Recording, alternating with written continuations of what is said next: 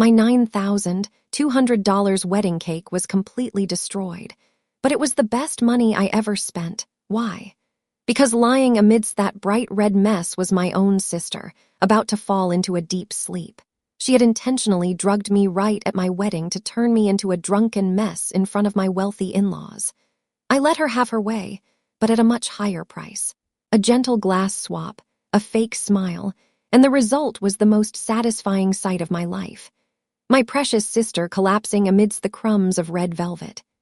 But to understand why my own sister wanted to ruin my big day, I have to take you back through the preparation process. I was Caroline, 29 years old, working as a marketing director at a prestigious firm in Charleston, and I had always prided myself on being self-possessed and logical. My younger sister, Madison, 27, was what she called an influencer, which was a fancy word for unemployed and living a virtual life on social media. What she didn't advertise to her 12,000 followers was the $51,000 in credit card debt she had been hiding from our parents. My parents, Thomas and Evelyn, had always favored Madison. Always. It defied all logic, all reason, all fairness. I could bring home straight A's, scholarships, job promotions, didn't matter. Madison could post a selfie with a motivational quote stolen from Pinterest, and Mother would frame it. Madison's jealousy reached its absolute peak when I got engaged to William. William was an orthopedic surgery resident at the medical college, brilliant and kind, with hands that can reconstruct shattered bones and a smile that makes my heart skip. But what really sent Madison into a spiral wasn't his career or his character. It was his last name. William comes from old Charleston money, the kind of family whose ancestors signed important documents and had ships named after them. The kind of family that still gets invited to garden parties at historic estates. The kind of family Madison desperately wanted access to. During the wedding preparations, she turned into an absolute nightmare. It started 3 months before the wedding.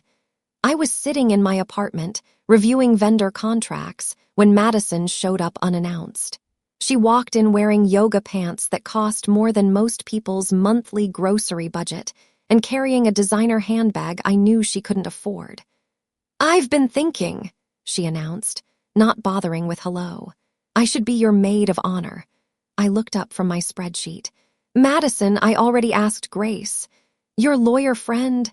She wrinkled her nose like she'd smelled something rotten. "Caroline, this is a wedding with old money elements. Do you really want someone who wears pantsuits to everything standing next to you in photos that will be in the society pages? Grace is my best friend. She's been there for me through everything. And I'm your sister." Madison's voice took on that whiny edge I knew too well. "Your only sister. What will people think if your own flesh and blood isn't your maid of honor? It'll look like we're estranged. It'll look bad for both of us. Besides, I need this, Caroline.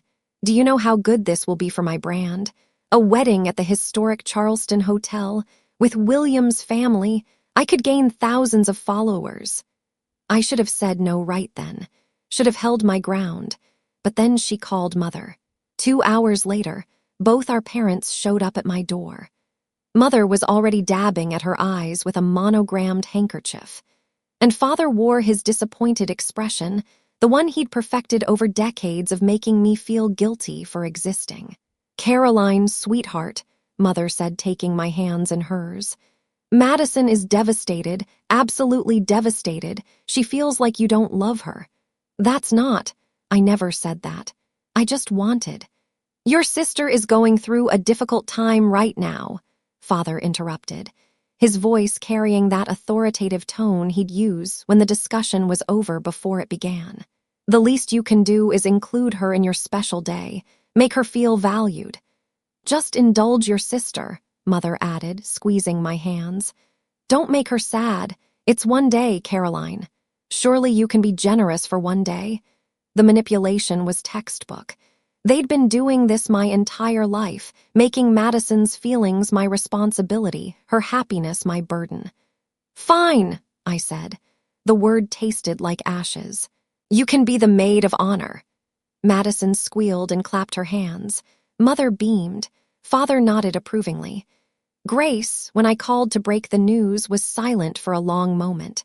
Then, "Are you sure about this, Caroline?"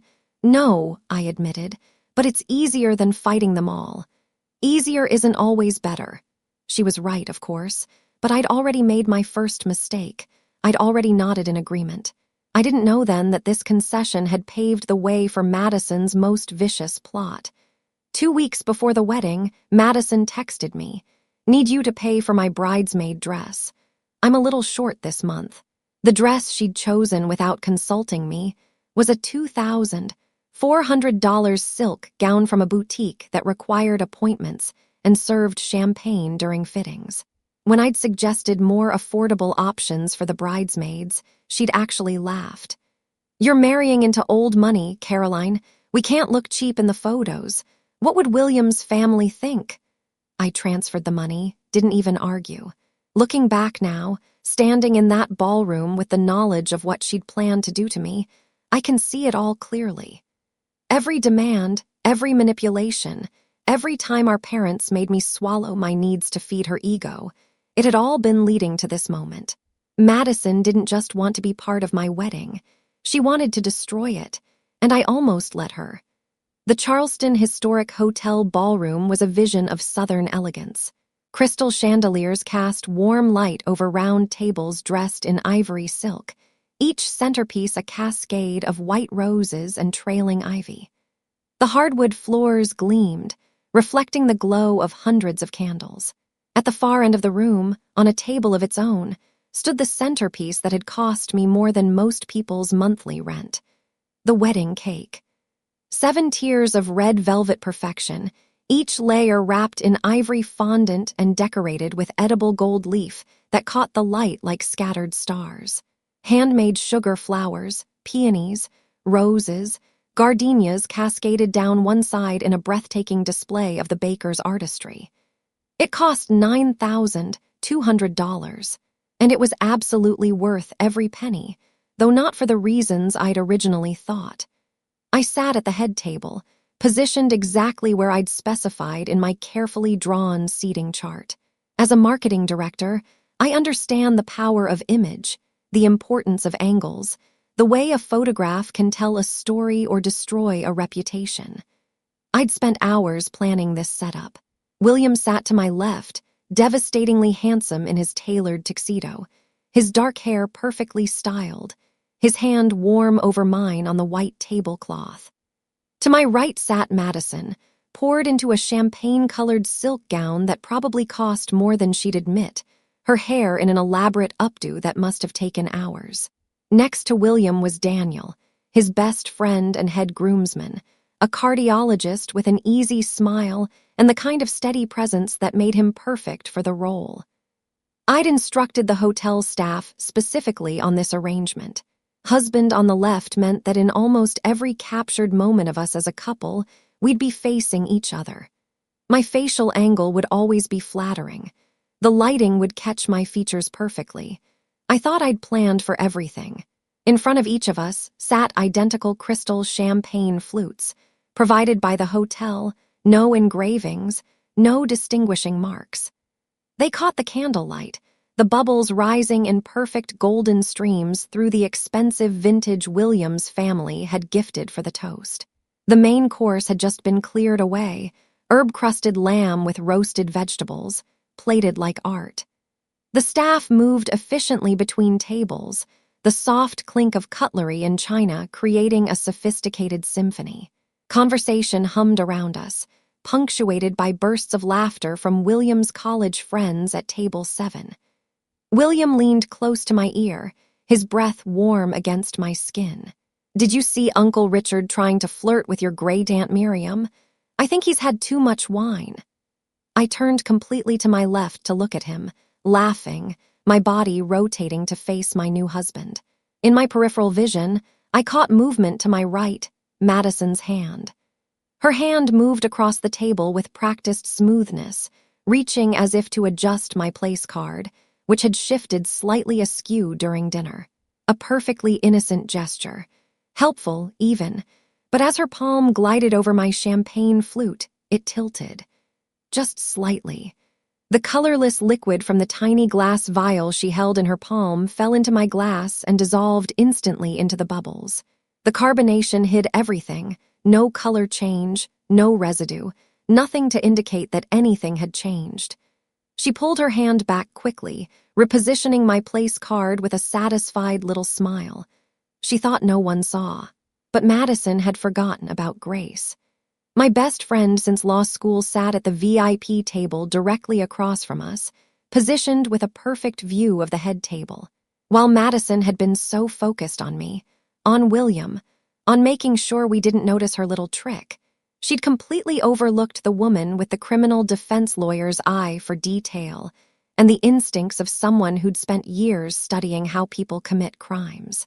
Grace had seen everything: the gliding hand, the falling liquid, Madison's smirk.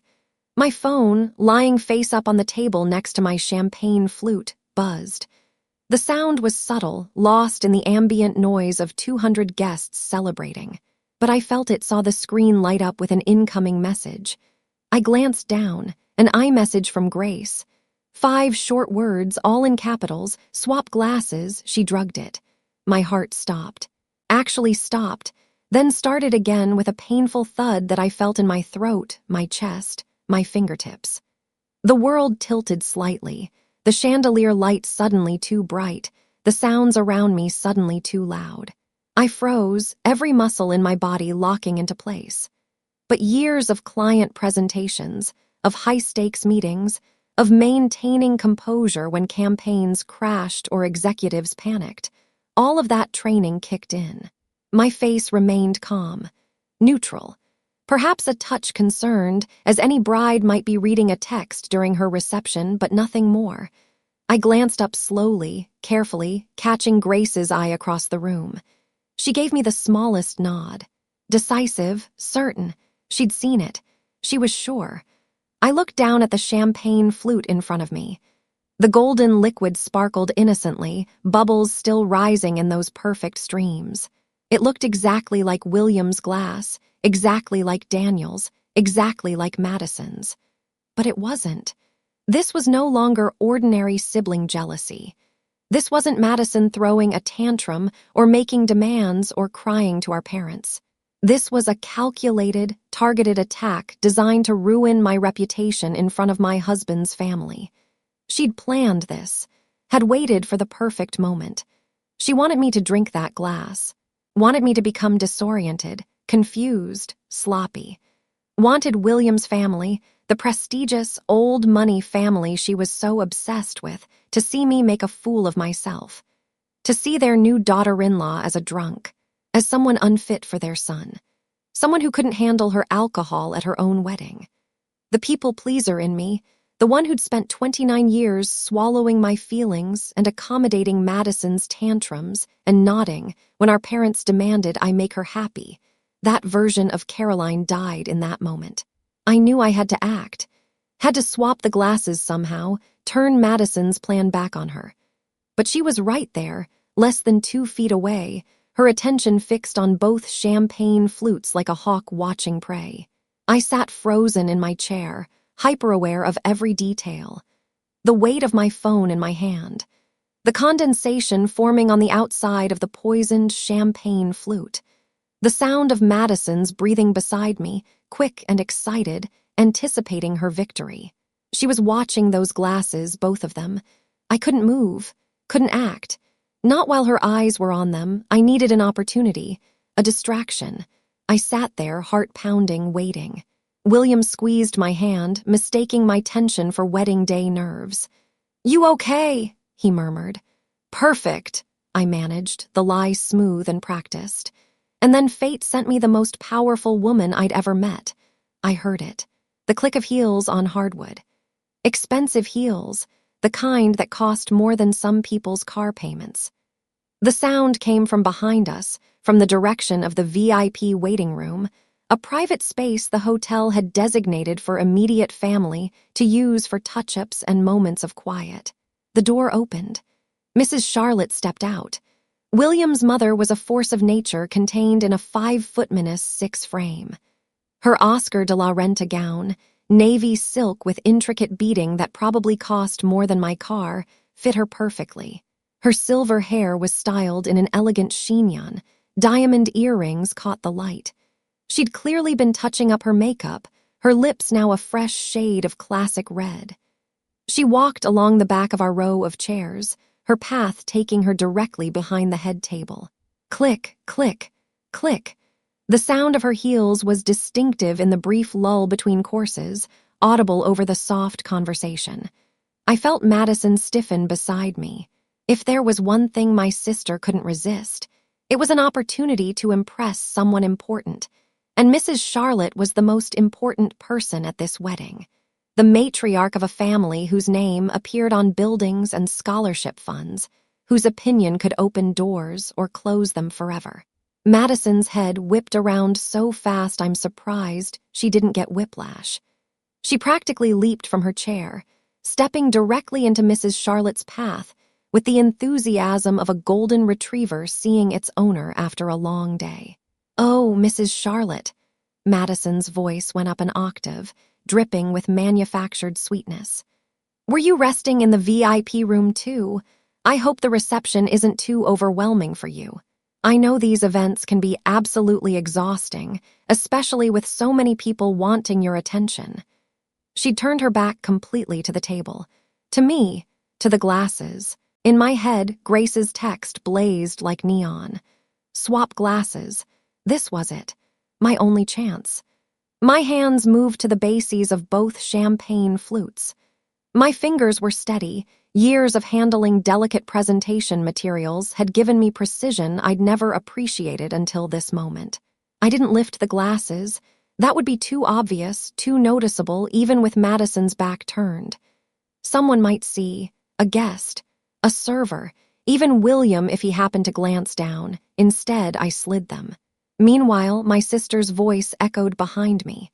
"I must say," Madison continued, not waiting for a response, reaching out to lightly touch the sleeve of Mrs. Charlotte's gown. "This Oscar de la Renta dress was absolutely born for you. The beading, the cut, it's perfection. You have the most incredible eye for fashion. I was just telling Caroline earlier how elegant you looked. Simply elegant." The silk tablecloth was perfect for this, expensive, smooth, with just enough friction to control the movement but not enough to resist it. I applied gentle pressure to the bases of both glasses, pushing my drugged glass toward Madison's position while simultaneously pulling her clean glass toward mine. They glided across the fabric like figure skaters on ice, moving just 1 millimeter above the surface, the liquid inside barely rippling. Swish. I rotated the new glass slightly in my position, turning it so the faint lipstick mark Madison had left on the rim faced away from where she'd been sitting. The entire process took 5 seconds. Exactly the time it took Madison to finish her effusive compliment about the dress and start in on how much she admired Mrs. Charlotte's philanthropic work with the Children's Hospital. No one noticed. The servers were at the far end of the ballroom. The guests were engaged in their own conversations. William was watching his Uncle Richard, who had indeed cornered my great Aunt Miriam near the bar. But Grace noticed. I glanced toward the VIP table. She was holding her wine glass, but her eyes were on me. When our gazes met, the corner of her mouth lifted in the smallest smile. She raised her glass fractionally, a toast only I could see. My network of allies had worked perfectly, and I knew with absolute certainty that Grace wouldn't take her eyes off my sister for the rest of the night. She'd watch. She'd document. She'd be ready. Mrs. Charlotte extracted herself from Madison's attention with the practiced grace of someone who'd been handling social climbers for decades. "How kind of you to say so, dear. If you'll excuse me, I should return to my table." She glided away, leaving a cloud of expensive perfume in her wake. Madison turned back to her seat and practically bounced into her chair, her face flushed with triumph. She thought she'd just secured major points with my mother-in-law, thought she'd had a successful networking moment that would definitely be worth an Instagram story later. She glanced at the table. The two champagne flutes sat exactly as they had before she turned around. Same positions, same fullness, same innocent sparkle of golden bubbles. Her eyes flicked to them briefly, then away. No suspicion, no concern. Why would there be? They looked identical. And her overconfidence, her absolute certainty that she'd outsmarted me, that her plan was flawless, had killed any instinct to double-check. She reached for the glass in front of her now, the drugged one. Her smile was toxic, triumphant. "Come now," she said, lifting the crystal flute toward me. "Let's toast to your happiness, Caroline." I raised my clean glass, forcing my face into a smile that I filled with hidden meaning. Every ounce of satisfaction, every bit of delayed justice, every year of being told to accommodate her, I put it all into that smile. "Thank you, sister," I said softly. "To a night we cannot forget." The crystal flutes met with a clear, pure chime that rang out across our section of the table. Clink. Madison brought the glass to her lips and drank deeply, her eyes locked on mine over the rim. She thought she was watching her plan unfold. Thought she was seeing the beginning of my downfall. I sipped my clean champagne and watched her drink her own sentence. The colorless liquid, melatonin, whatever dose she'd prepared for me, slid down her throat with the expensive vintage champagne. She set her glass down with a satisfied sigh, still smiling. I smiled back and waited. After the toast, I made my move. I had to sell this. Had to make Madison believe her plan was working exactly as she designed it, so I went quiet. I turned slightly away from the table conversation, let my smile fade into something more neutral, more subdued. When William asked me a question about the dessert service timing, I answered in soft, vague terms. When Daniel tried to include me in a joke about the worst wedding speeches they'd witnessed in medical college, I managed only a weak laugh. Madison noticed immediately. I could feel her eyes on me, could sense the way she leaned slightly closer, studying my face for signs of the drugs taking effect. I gave her what she wanted, a bride growing quieter, a little disconnected, slightly unfocused. The corner of her mouth twitched upward. She thought it was working. Thought I was beginning to feel the effects of the melatonin, that in a few more minutes I'd be stumbling, slurring, making a spectacle of myself in front of 200 guests and William's entire family. She sat back in her chair, practically vibrating with excitement, her confidence growing with every passing minute. But what Madison didn't realize, what her self-absorption wouldn't let her see, was that the drugs were in her system now, being absorbed into her bloodstream, beginning their journey toward her brain. The MC's voice crackled through the sound system, smooth and professional. "Ladies and gentlemen, we now invite the best man to say a few words." The ballroom quieted, conversations trailing off as guests turned their attention to the small stage area near the cake table. Daniel stood, buttoning his jacket with an easy grin. I checked the time. The evening was running precisely on schedule, just past 8 o'clock. He made his way to the microphone, and for the next several minutes, he had the entire room laughing. Stories about William's terrible cooking in their shared apartment during residency. The time, William had accidentally worn mismatched shoes to a formal hospital presentation. The moment Daniel had known William was serious about me, because he'd started actually doing his laundry, instead of buying new clothes when he ran out of clean ones. The timing was perfect. Daniel's speech created a buffer, a period where all attention was focused elsewhere, where the subtle changes beginning to happen in Madison's body would go unnoticed in the ballroom. I watched her from the corner of my eye. She was still smiling, still playing her part as the supportive maid of honor, but I saw it, the way she shifted slightly in her seat. The way her hand came up to touch her temple briefly. The small crease that formed between her eyebrows. The melatonin was starting to work. Liquid melatonin acts faster than pills, absorbing quickly into the bloodstream. Madison would be feeling it now, a subtle heaviness in her limbs, a gentle fuzziness creeping into her thoughts. But she'd mistake it for nervousness about her upcoming speech, Or perhaps the champagne hitting a little harder than expected. She'd never suspect the truth. Daniel finished his speech to enthusiastic applause and returned to his seat, clapping William on the shoulder as he passed. William stood to hug his best friend, and the two of them shared a moment that made the photographer's camera flash repeatedly. The MC returned to the microphone. "Thank you, Daniel. And now we'd love to hear from the maid of honor." The moment arrived. Madison stood. I watched her carefully, remembering every detail. The way she had to steady herself briefly with a hand on the table. The slight pause before she stepped away from her chair, as if gathering her coordination. The forced brightness in her expression that didn't quite reach her eyes. She thought it was nerves, thought it was the natural anxiety of public speaking. But I knew better. The drugs were taking hold, creating that characteristic lightheaded sensation, making her limbs feel heavy and disconnected. In another 10 minutes, she'd be fighting to keep her eyes open. But right now, in this moment, she still had enough clarity, enough diluted confidence to believe she was in control. She walked toward the stage area, her steps perhaps a fraction slower than normal, but still steady enough. And she headed straight for the spot she'd probably planned for days, right next to the cake tower. Of course she did. The $9,200 red velvet masterpiece, with its edible gold leaf and handmade sugar flowers, would be the perfect backdrop for the photos she'd post later. The expensive cake would signal wealth, status, connection to old money. It would be visible proof that she'd made it, that she was part of this world. 7 tiers of red velvet perfection.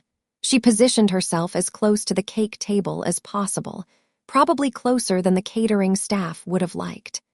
Her left hand held a newly refilled wine glass, and her right hand accepted the wireless microphone from the MC.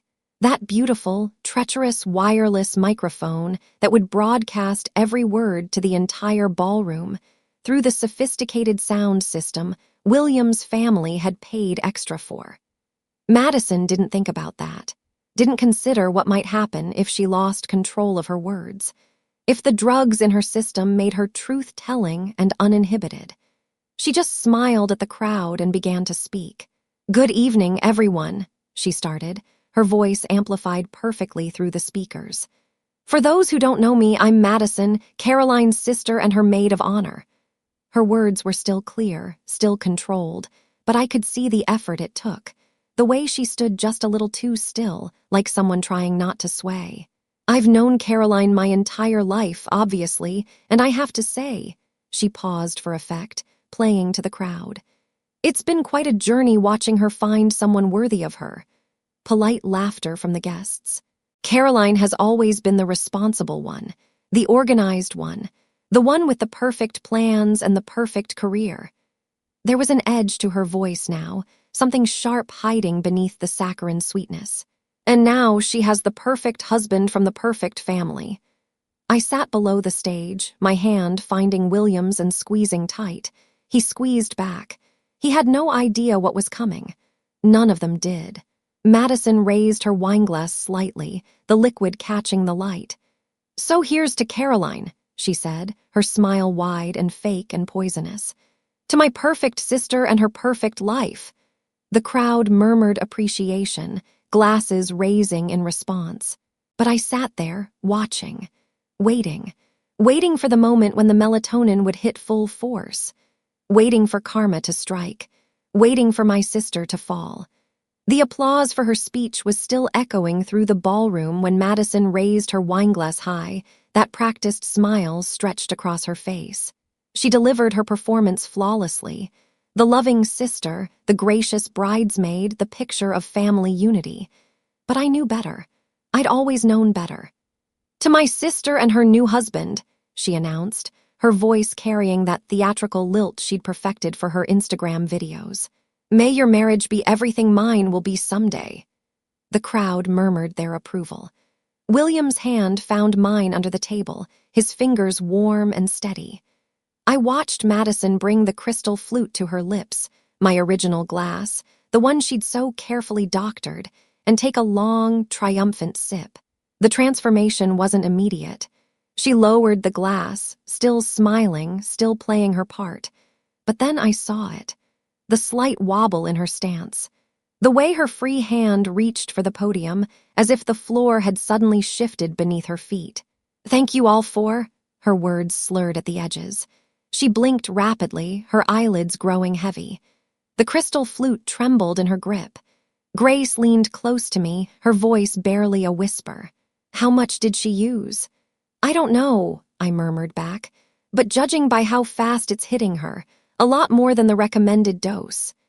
Madison swayed visibly now, her knuckles white as she gripped the microphone stand. The entire ballroom had gone quiet, 200 guests watching as my sister's carefully constructed facade crumbled in real time. "Why?" Her voice cracked through the speakers, confused and frightened. "Why is the ceiling spinning?" The wineglass slipped from her fingers first. It tumbled through the air in what felt like slow motion, crystal catching the light before it shattered against the stage floor. The sound was sharp, final, like a gunshot in the sudden silence. Then Madison's legs gave out completely. She pitched forward, her right hand still clutching the microphone in a death grip, as if that slim piece of metal could somehow anchor her to consciousness. Her body moved with the terrible weight of dead gravity, no attempt to catch herself, no protective instinct left in her drugged system. The impact was catastrophic. Boom. 7 tiers of red velvet wedding cake. $9,200 worth of artisanal perfection. Each layer carefully crafted with gold leaf details and delicate sugar flowers. Exploded on contact. Madison's face hit first, then her entire torso. Her $2,400 silk gown plunging into the destruction like a diver entering water. Except instead of water, there was buttercream frosting, cake crumbs, and the deep crimson interior of red velvet layers. The visual was horrifying. White cream mixing with red cake created something that looked disturbingly like a crime scene. My sister lay motionless in the wreckage, her platinum blonde hair matted with frosting, her ivory gown stained beyond recognition. It looked like she'd been destroyed violently in front of 200 witnesses. My mother's scream pierced the air. "Madison!" But William was already moving. His doctor's training kicked in before anyone else could even process what had happened. He was on the stage in seconds, his tuxedo forgotten as he dropped to his knees beside the cake wreckage. "Someone cut the music," he commanded, his voice calm but absolute. The jazz quartet fell silent immediately. William worked fast, his hands moving with professional precision. He grabbed Madison's shoulder and firmly rolled her onto her side to clear her airway, wiping the thick layer of buttercream from her nose and mouth. I watched my husband check her pulse at her neck, then lift her eyelids to examine her pupils, his expression growing darker with each assessment. The entire ballroom held its breath. Daniel stood frozen at the head table. Mrs. Charlotte had her hand pressed to her heart. My father was pushing through the crowd, his face pale. The movement of being rolled over seemed to jolt Madison. Her hand was still wrapped around the microphone, the wireless device dragging across her chin as William positioned her. In her delirium, her eyes flickered open, unfocused, unseeing. She looked directly at William, but I could tell she wasn't really seeing him. "No!" The word came out broken, barely audible, but the microphone, now resting right near her lips, picked it up perfectly. Her voice echoed through the ballroom speakers, distorted and weak. "Wrong glass, the drugged glass." The confession hung in the air like smoke. Time seemed to freeze. Every single person in that ballroom had heard it. The words were slurred, confused, but unmistakable. Wrong glass, drugged glass. The implication was inescapable. William's hands stilled. He raised his head slowly, his gaze moving from Madison's unconscious form to where my parents now stood at the edge of the stage. His expression was cold, colder than I'd ever seen it. "She isn't having a stroke," he said, each word precise and clinical. "This is a synergistic toxicity, alcohol potentiating a central nervous system depressant. These are classic symptoms of a sedative overdose. My mother made a choking sound. What? No, that's not. She wouldn't. William pulled out his phone and called 911, briefly explaining the situation to the dispatcher using medical terminology before hanging up. My father finally found his voice. This is ridiculous. Madison would never. There must be some mistake. William ended the call and stood, towering over both my parents. The look he gave them could have frozen fire. You two will go to the hospital with her. I won't call the police tonight. He paused, and I saw something dangerous flash in his eyes. But if anything else happens, if there's even one more incident, I can't promise that same courtesy. The threat was clear. My father, who'd spent my entire life bulldozing over everyone with his opinions and demands, actually stepped back. He opened his mouth, then closed it again, completely silenced by William's absolute authority.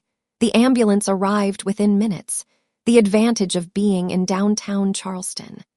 The paramedics loaded Madison onto a gurney, her face still smeared with frosting and cake crumbs, her $2,400 silk gown ruined beyond repair. My mother climbed into the ambulance without a word, her face twisted in that familiar expression of martyred suffering. My father lingered at the ballroom entrance, looking back at me with something I couldn't quite read. Accusation, guilt, fear. I met his gaze steadily, refusing to look away, refusing to give him the comfort of my submission. Then he was gone, and the ambulance pulled away into the Charleston night. The ballroom was chaos, guests murmuring in shocked clusters, hotel staff frozen in uncertainty, the destroyed cake a crimson monument to the evening's disaster.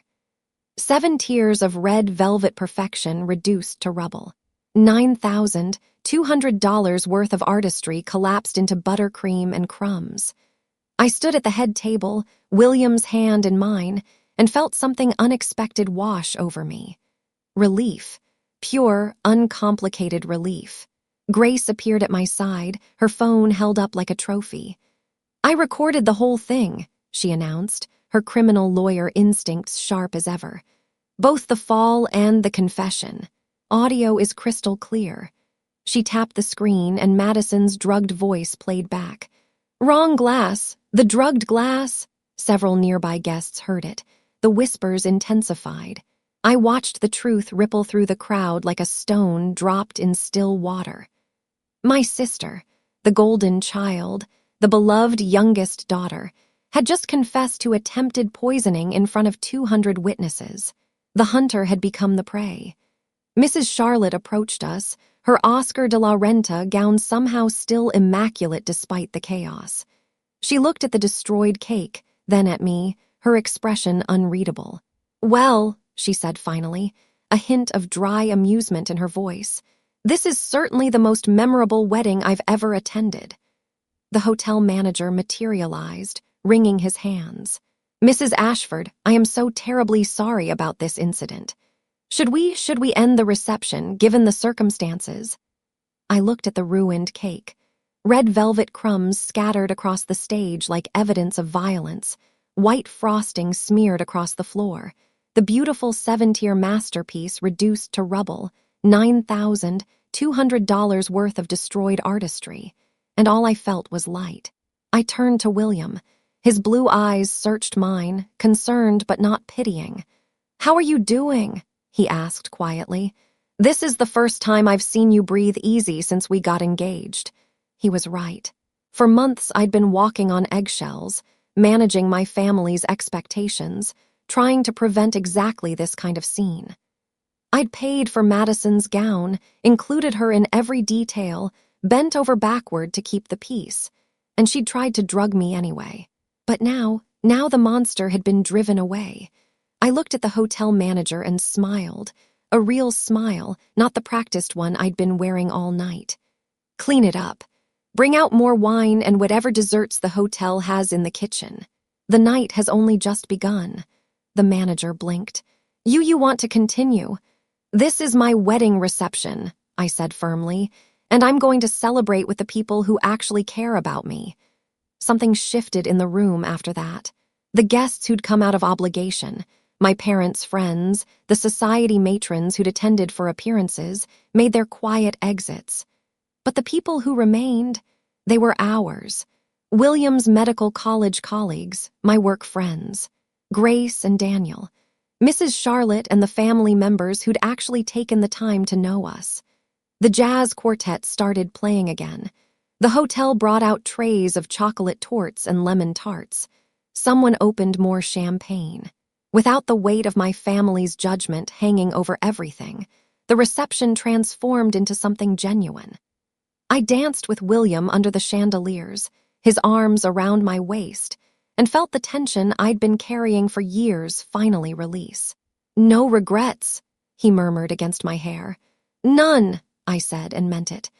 Grace caught my eye from across the dance floor, raising her champagne flute in a silent toast. She'd been warning me about my family for years. Tonight, she'd been proven right in the most spectacular way possible. The next morning, sunlight streaming through the hotel's suite windows, my phone buzzed with a text from my mother. "How could you let this happen? Madison only did it because she felt left out. She felt pressured seeing you enter such a wealthy family. She made a mistake. You need to forgive her. Family is family."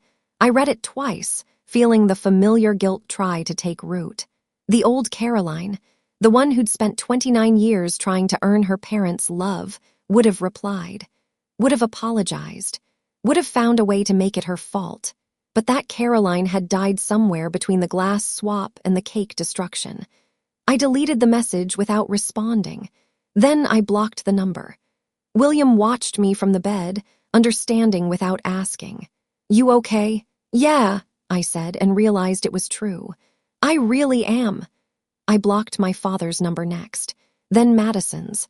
One by one, I cut the threads that had bound me to their toxicity for my entire life. No more money transfers to cover Madison's debts. No more guilt-trip phone calls. No more playing the role of the disappointing daughter. Freedom tasted like the Charleston morning air, salty and clean.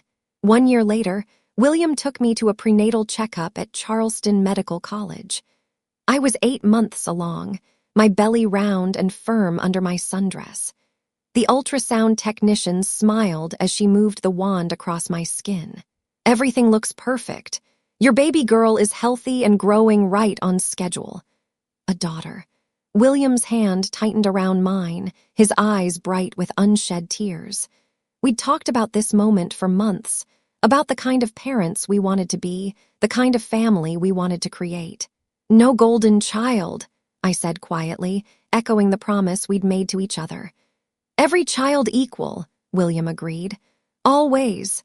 We drove home through the historic district, past the antebellum homes and oak trees dripping with Spanish moss. My phone, new number, new contacts, sat silent in my purse. My mother had tried to reach out through mutual acquaintances, leaving messages about wanting to make amends and be part of her grandchild's life. I hadn't responded. Some bridges, once burned, should stay ashes. That evening, I sat on our back porch with my laptop, composing a post for the online forum where I'd been documenting my story. The wedding disaster had been too spectacular to keep completely private. Strong opinions. "I need your thoughts on a few things," I typed, "because my family still won't leave me alone and I want outside perspectives." Question 1. Was I too harsh for swapping the glasses? My mother says a good sister would have just poured the wine away instead of letting Madison harm herself. Question 2. Madison destroyed a $9,200 cake. Should I sue her in civil court for compensation, or just consider it tuition fees for her life lesson? Question 3. Do you agree with me that it's better to lose $9,200 to get rid of toxic people than to preserve a fake perfect wedding? Please leave a comment. I hit post and closed the laptop. Inside, William was cooking dinner, humming along to jazz music. Through the window, I could see him moving around our kitchen, our home, our life, built on honesty instead of manipulation. My daughter kicked, a firm little flutter against my ribs. I pressed my hand to the spot, feeling the miracle of new life, new beginnings. The wedding cake had been destroyed, the bridesmaid gown ruined, my family ties severed, and I had never been happier. The monster was gone. The cage was open, and I was finally completely free.